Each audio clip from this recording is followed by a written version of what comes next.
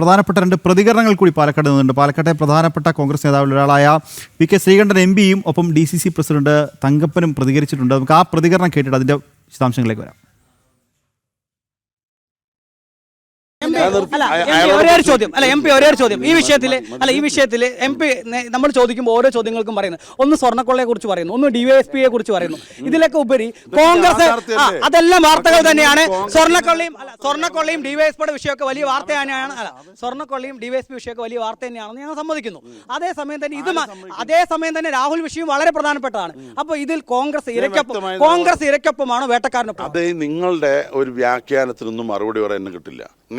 നിയമത്തിന്റെ വഴിക്ക് പരാതി നൽകിയാൽ അത് പരിശോധിച്ച് നടപടിയെടുക്കേണ്ടത് പോലീസിന്റെ. അത് നിങ്ങൾ രണ്ടുപേരും പരസ്പരം ചോദിച്ചാൽ മതി. നിങ്ങൾ ആരുടെ കൂടെയാണ്? നിങ്ങൾ ഇപ്പൊ ചോദിച്ച എനിക്ക് നിലപാടുണ്ട്. ഈ സംസ്ഥാനത്തും രാജ്യത്തും നിയമനിർമ്മാണം ഉണ്ടാക്കിയ കോൺഗ്രസ് പാർട്ടി നിയമനിർമ്മാണ സഭയിലെ ഒരംഗം എന്നുള്ള നിലയ്ക്ക് ഏതൊരു വ്യക്തിയും പരാതി പറയുകയാണെങ്കിൽ ആർക്കെതിരെയാണെങ്കിലും അത് അന്വേഷിച്ച് നിഷ്പക്ഷമായ നടപടി സ്വീകരിക്കണം പോലീസ് എന്നുള്ളതാണ് എൻ്റെ വ്യക്തിപരമായ. ഈ സംഭവം ഇന്ന് നടന്നല്ലോ, മാസങ്ങളായിട്ട് നടന്ന സംഭവമാണ്. എന്തുകൊണ്ട് ഒരു പരാതി കൊടുത്തില്ല? കേരള ഗവൺമെൻറ് കഴിഞ്ഞില്ല. ഇപ്പോൾ സമയം നോക്കി ഒരു പരാതി വന്നപ്പോൾ അതിൻ്റെ ആ പരാതിയുടെ കണ്ടന്റ് അന്വേഷിക്കണം, അതിൻ്റെ ഉള്ളടക്കം എന്താണെന്ന് നോക്കണം, കുറ്റം ചെയ്തിട്ടുണ്ടെങ്കിൽ ശിക്ഷിക്കപ്പെടണം. ഒരു തർക്കം വേണ്ട. അതിനകത്ത് കേരള ഗവൺമെൻറ് ഒരു സമിതി വെച്ച് പരാതി അന്വേഷിച്ച് നടക്കായിരുന്നു. ആരെങ്കിലും പരാതി ഉണ്ടോ അല്ലേ?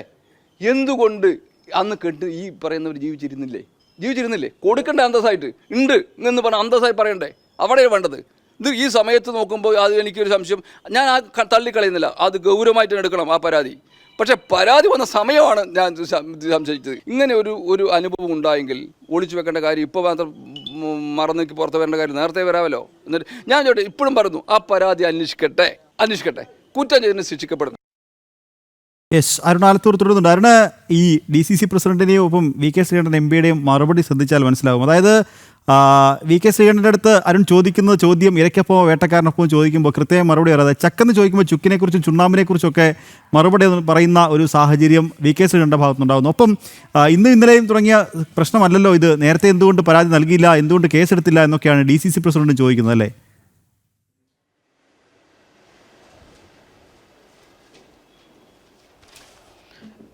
എന്നെങ്കിൽ അതിനു മുൻപ് നേരത്തെ ഞാൻ പറഞ്ഞു വെച്ച ഒരു കാര്യത്തിൽ ഒരു കൂട്ടിച്ചേർക്കലുണ്ട്. രാഹുലിൻ്റെ ഫോൺ ഓണായി എന്ന് പറഞ്ഞിരുന്നു, അത് വീണ്ടും സ്വിച്ച് ഓഫ് ആക്കി വെച്ചിരിക്കുന്ന ഒരു സാഹചര്യത്തിലേക്ക് എത്തിയിട്ടുണ്ട്.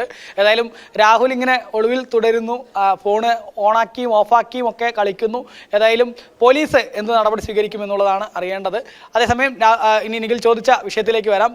പ്രധാനമായിട്ടും ഈ വിഷയത്തിൽ കോൺഗ്രസിൻ്റെ ഭാഗത്തു നിന്ന് കൃത്യമായ ഒരു നിലപാട് അവർ സ്വീകരിക്കുന്നില്ല. ഒരു അഴകുഴമ്പൻ നിലപാട് സ്വീകരിക്കുകയും ഒപ്പം ഈ ഇരയെ ഉൾപ്പെടെ അല്ലെങ്കിൽ അതിജീവിതയെ ഉൾപ്പെടെ ഈ മോശമായ രീതിയിൽ ചിത്രീകരിക്കാൻ വേണ്ടിയുള്ള ശ്രമങ്ങൾ അവർ നടത്തുന്നു, അവരെ അപമാനിക്കുന്ന തരത്തിലൊക്കെ പ്രതികരിക്കുന്നു എന്നുള്ളതാണ് ഇവിടെ കാണാൻ സാധിക്കുന്നത്. കാരണം വി.കെ. ശ്രീകണ്ഠൻ എം.പി ഇന്ന് രാവിലെ ഇപ്പോൾ മാധ്യമങ്ങളോട് പ്രതികരിക്കുന്ന സമയത്ത് ഈ ശബ്ദ സന്ദേശങ്ങളെ കുറിച്ചൊക്കെ ചോദിക്കുന്ന സമയത്ത് അതിൻ്റെയൊക്കെ ഫോറൻസിക് പരിശോധന നടത്തട്ടെ, അതിൻ്റെയൊക്കെ ആധികാരികത സംബന്ധിച്ച് ഫോറൻസിക് പരിശോധന നടത്തട്ടെ എന്നൊക്കെ തരത്തിൽ ഇത്രത്തോളം മാധ്യമങ്ങളിൽ ഉൾപ്പെടെ ഇത് വാർത്തകൾ നിരന്തരം വന്നുകൊണ്ടിരിക്കുന്നു. വാട്സപ്പ് ചാറ്റുകൾ പുറത്തു വരുന്നു. അതിനുശേഷം പിന്നീട് ആ അതിജീവിത തന്നെ അവർ മാനസികമായിട്ട് പൊരുത്തപ്പെട്ടതിന് ശേഷം പിന്നീട് മുഖ്യമന്ത്രിക്ക് പരാതി നൽകുന്നു. ഇങ്ങനെയൊക്കെ ആണ് കാര്യങ്ങൾ എന്നിരിക്കെ അവരെ വലിയ രീതിയിൽ അപമാനിക്കുന്ന ഒരു നിലപാട് അവരുടെ ഭാഗത്തു നിന്നുണ്ടാവുന്നു എന്നുള്ളത് തന്നെയാണ്. മാത്രമല്ല, നമ്മൾ നേരത്തെ എങ്കിലും പറഞ്ഞ പോലെ നമ്മൾ കൃത്യമായി എടുത്ത് ചോദിച്ചു, ഇരയ്ക്കൊപ്പമാണോ വേട്ടക്കാരനൊപ്പമാണോ കോൺഗ്രസ് എന്നുള്ള ആ ഒറ്റ ചോദ്യത്തിന് ഒരു കൃത്യമായ മറുപടി പറയാൻ പോലും കോൺഗ്രസിനെ കഴിയുന്നില്ല എന്നുള്ളതാണ്. കോൺഗ്രസ് വി.കെ. ശ്രീകണ്ഠൻ എം.പിയൊക്കെ ഈ വിഷയത്തെക്കുറിച്ച് ചോദിക്കുമ്പോൾ സ്വർണ്ണക്കൊള്ളയെക്കുറിച്ചും പാലക്കാട് ഒരു പോലീസുകാരൻ്റെ ആത്മഹത്യയെക്കുറിച്ചും ഒക്കെ പറഞ്ഞ് ഇതിൽ നിന്ന് ശ്രദ്ധ തിരിച്ചുവിടാനാണ് ശ്രമിക്കുന്നത്. അത് ആ രണ്ട് വിഷയങ്ങളും പ്രധാന വാർത്തകൾ തന്നെയാണ്. നമ്മളത് വലിയ ഗൗരവത്തിൽ തന്നെ മാധ്യമങ്ങളൊക്കെ ആ വിഷയം ചർച്ച ചെയ്യുന്നുണ്ട്. അത് രാഹുൽ വിഷയം വന്നതുകൊണ്ട് അതിനെ മുക്കിക്കളയുകയല്ല. രാഹുൽ വിഷയവും അതുപോലെ തന്നെ സ്വർണ്ണക്കൊള്ളയും കേരളം ചർച്ച ചെയ്യേണ്ട പ്രധാന രണ്ട് വിഷയങ്ങൾ തന്നെയാണ്, കേരളത്തിലെ പ്രധാന ഗൗരവമേറിയ വിഷയങ്ങൾ തന്നെയാണ് എന്നുള്ളതിൽ തർക്കമില്ല. അതേസമയം തന്നെ അതിൽ ഒരു വിഷയത്തിൽ നിലപാട് പറയുന്നു, മറ്റൊരു വിഷയത്തിൽ നിലപാടില്ലായ്മയാണ് കോൺഗ്രസ് അവിടെ കാണിക്കുന്നത്. അത് രാഹുലിനെ സംരക്ഷിക്കുന്നതിന് വേണ്ടിയാണ്, രാഹുലിനെ ന്യായീകരിച്ചുകൊണ്ടുള്ള സംസാരമാണ്, പ്രതികരണമാണ് വി.കെ. ശ്രീകണ്ഠൻ എം.പിയുടെ ഭാഗത്ത് ഭാഗത്തു നിന്നും അതുപോലെ തന്നെ DCC പ്രസിഡന്റായ എ തങ്കപ്പന്റെ ഭാഗത്തു നിന്നും ഉൾപ്പെടെ ഇന്ന് രാവിലെ മുതൽ ഉണ്ടായിക്കൊണ്ടേയിരിക്കുന്നു. DCC പ്രസിഡന്റ് ആണെങ്കിൽ ആ അതിജീവിതയെ അപമാനിച്ചുകൊണ്ട് സംസാരിക്കുന്നു എന്നുള്ളതാണ്. ഈ വിഷയത്തിൽ എന്തുകൊണ്ടാണ് ഇപ്പോൾ പരാതി നൽകിയത്, മുമ്പ് എന്തുകൊണ്ട് പരാതി നൽകിയില്ല, 3 മാസം മുമ്പ് എന്തുകൊണ്ട് പരാതി നൽകിയില്ല, പോലീസ് അന്ന് പരാതി ഉണ്ടോ എന്നൊക്കെ അന്വേഷിച്ചല്ലേ ഈ സമയത്താണ് പരാതി നൽകുന്നത്, തെരഞ്ഞെടുപ്പ് കാലമായതുകൊണ്ട് ഈ സമയത്ത് എങ്ങനെയാണ് പരാതി നൽകിയിരിക്കുന്നത്, തെരഞ്ഞെടുപ്പ് കാലത്ത് പരാതി നൽകാൻ പറ്റില്ല എന്നുണ്ടോ എന്നുള്ളതാണ് അതിലൊരു കാര്യം. മാത്രമല്ല ഇത്തരമൊരു വിഷയത്തിൽ ആ ഒരു പുറത്തു വന്ന ഓഡിയോ സന്ദേശങ്ങളിൽ നിന്നൊക്കെ നമുക്ക് വ്യക്തമാണ് എത്രത്തോളം മാനസിക പിരിമുറുക്കത്തിലും സമ്മർദ്ദത്തിലും ഒക്കെ ആയിരുന്നു ആ അതിജീവിത എന്നുള്ളത് പുറത്തു വന്ന ഓഡിയോകളിൽ നിന്നൊക്കെ വളരെ വളരെ വ്യക്തമാണ്.